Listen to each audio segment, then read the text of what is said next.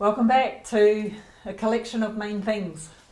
The main thing we're going to talk about today is called the same but different thing. And Cambodia has some fun sayings, and they usually appear on t-shirts in the local markets for tourists to buy, alongside the ones that are, I survived, or the Hard Rock Cafe t-shirts. But one of the most popular choices in the Cambodian tourist market is the one that says same, and on the back it says but different.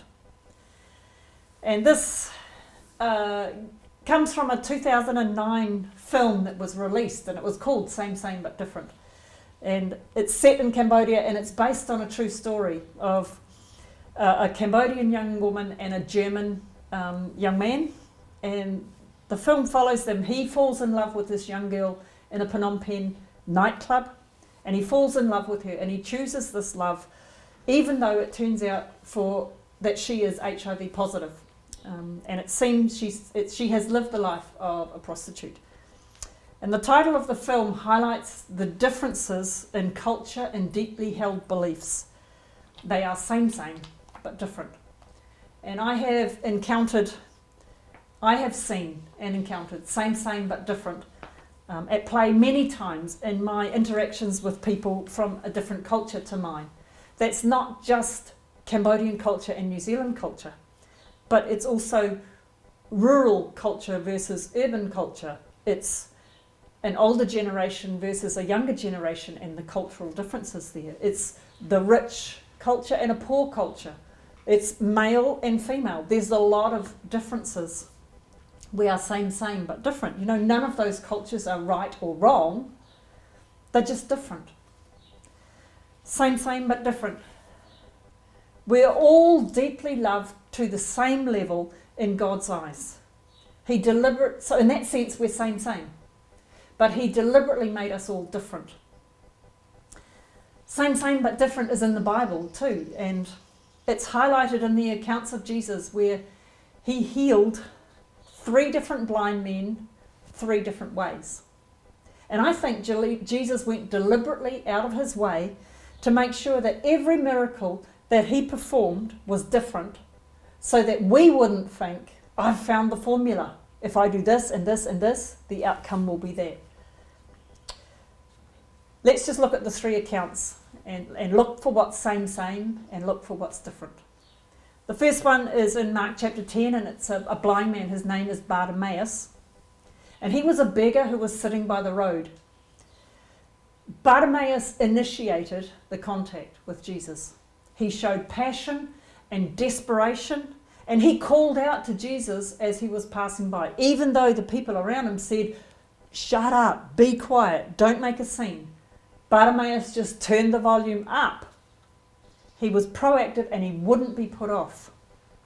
And for him, Jesus spoke the word, and his healing was instant.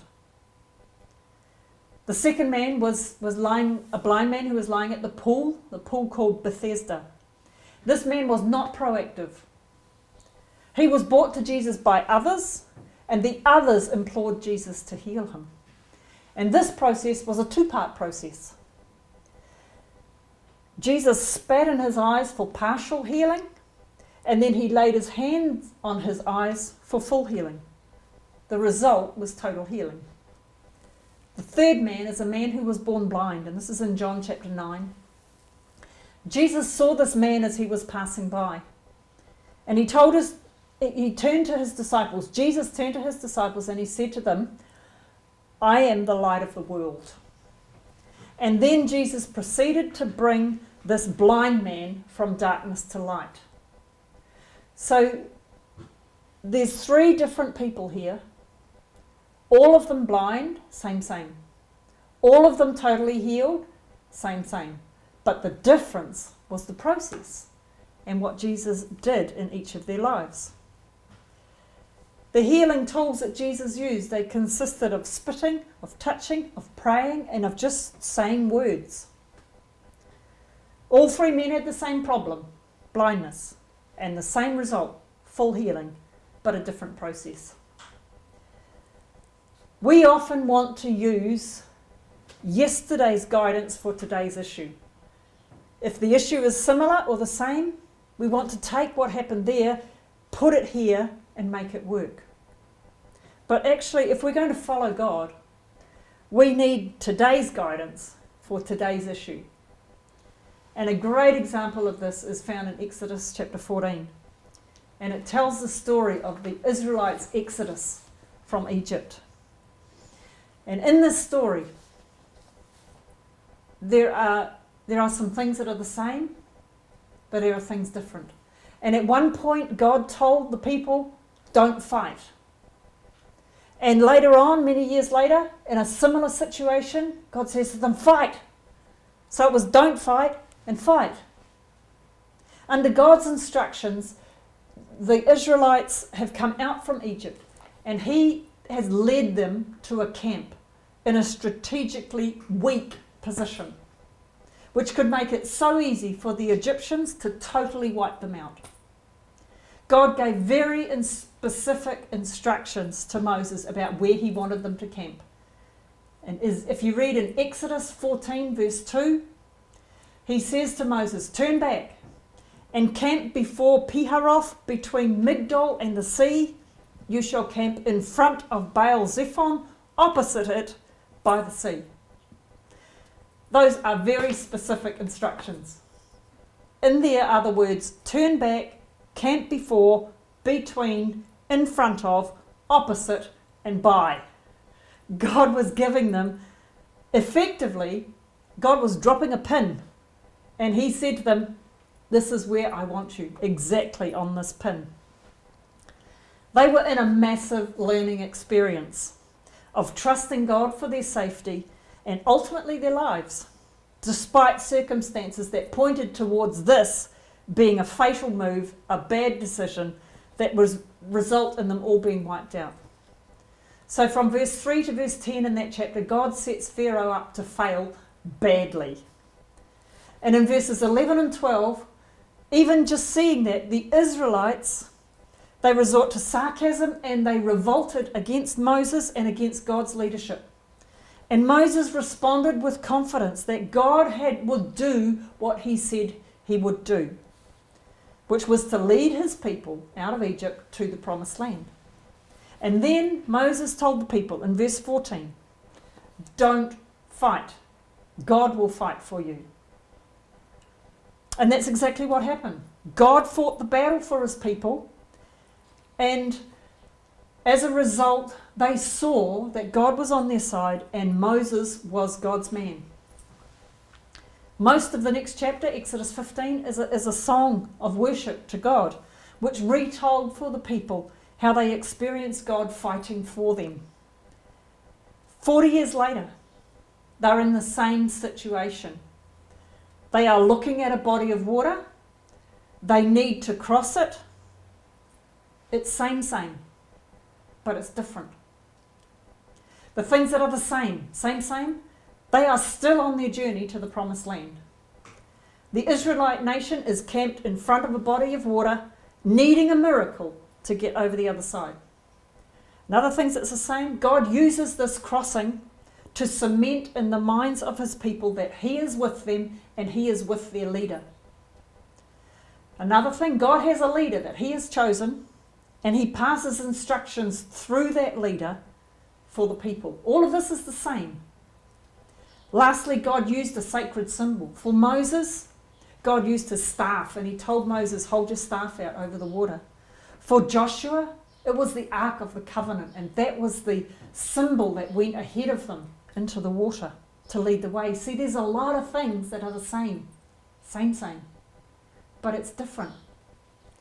Because in Numbers chapter 34, it tells us the story of them crossing over the River Jordan into the promised land. It was while they were camped there that God told them, you must drive out the people living there and destroy all their idols, their carved stones, their molten images, and the open-air sanctuaries in the hills where they worship their idols. I have given this land to you. You need to take it and live there. So at the Red Sea, the people were told, don't fight. But this time, however, they were told to fight.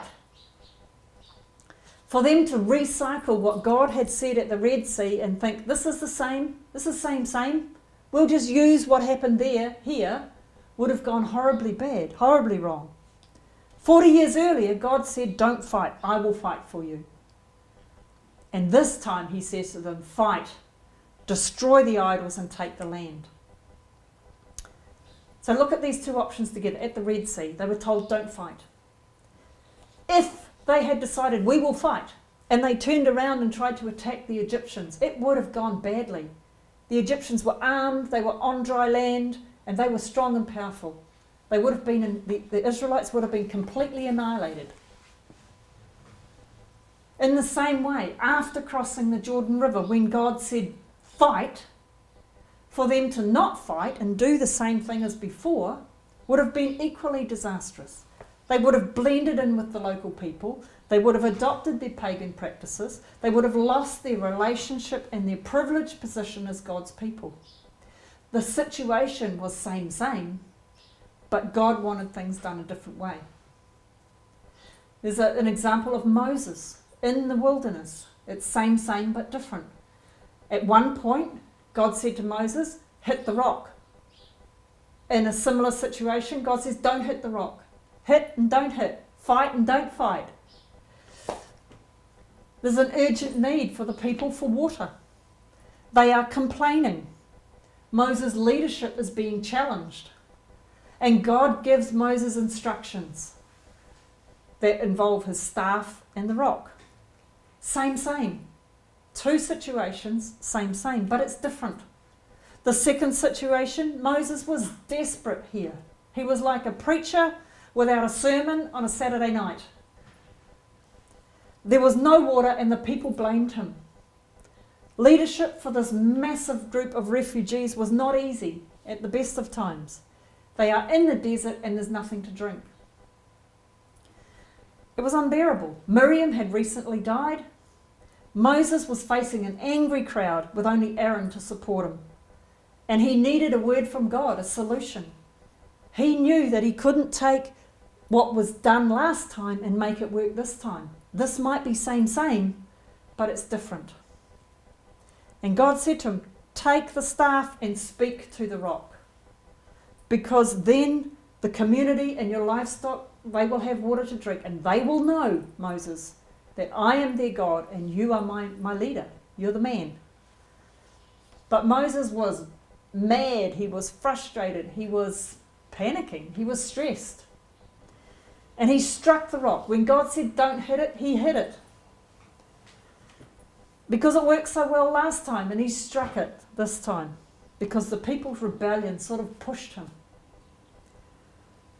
So what was so wrong? Why did it work last time and not this time? What was right last time and not this time? Moses reacted this time. And instead of listening to and communicating the truth, he did it his way, and it probably felt good to absolutely strike a rock in anger. He had expressed his frustration, and he got the result that was needed. Water came. The people's needs were met. Moses filled an obvious and urgent need, but he missed the point. The point was to honour God, who was the ultimate leader of these people. The point was to hear and obey and communicate God's instructions as he received them. But unfortunately, Moses didn't do that, and it cost him. That should make us sit up and take notice. God's primary concern is not results, but obedience. He cares more about having his word listened to and applied in our lives correctly than about immediate effectiveness and results. I'm guessing that the people didn't even notice that the wrong thing had been done. They had their water, their livestock and animals, they had water to drink. So that's all they were concerned with. But the situation here, it was same as before. But God wanted things done a different way. Same, but different. There's another example. The children of Israel are in the promised land and Joshua is their new leader. And they are about to take Jericho, the first major battle. And this was important for Joshua to kind of lay his stamp down as authority, as the leader of the people. And in Joshua chapter 6, God gave specific instructions through Joshua to the people. And he told them, Jericho's in front of you. Here's instructions. Here's the battle strategy for Jericho. You are to circle the city for 6 days and not shout. Don't say anything. Be quiet. And then on the 7th day, you are to shout with everything you've got. So don't shout and shout. And I'm sure some of the people questioned the logic. I would have. I'm like, what? That's a battle strategy? Where's Moses? We want Moses back. But as mentioned, as I've said before, God's primary concern is not results, but obedience. And here the entire nation was being given a really powerful lesson in how to tackle the fights that were in front of them, because God has told them in the promised land, you need to fight. And they would need to engage in here. They were not to copy the instructions, but they were rather just to listen to God and to follow him. The situation was same, but God wanted things done a different way. We often find ourselves in same situations. Either they're the same as what we've been in, or they're the same as someone else has been in, and they've told us their story. And the temptation is to use the solution from a previous experience in the current one. But often that's not God's plan. So how does this same but different, how does it apply to us? You know, it's often tempting to use somebody else's guidance. And right now, this exact situation is playing out for me. I'm waiting for God's go-ahead for me to return to Cambodia. And the travel route has opened up. It is possible. Other people have already gone back. And it's been the right thing for them to do. However, for me, right now, it's not the right thing to do. It's same, but it's different. In effect, God has told them to go, and for me to not go. And yet the situation is the same. God's reasons for saying to me right now, don't go, may not be even revealed in the future, and that's not my problem. Because what God is requiring me to do, what he's telling me to do, is not to copy what he's told others to do. I've already said this twice, but I'll say it again. God's primary concern is not results, but obedience. It's not for us to develop a formula of yesterday's guidance and use it in today's issues and today's problems.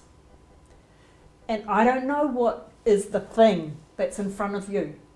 Maybe you're feeling a bit like those Egyptians, between a rock and a hard place, but they were exactly where God wanted them to be. Even though there was all sorts of things around them that could have gone wrong, God told them, be here, stay here, don't fight. And God did it. And I don't know what it is for you, but I know that God has a word for you today, for today's situation.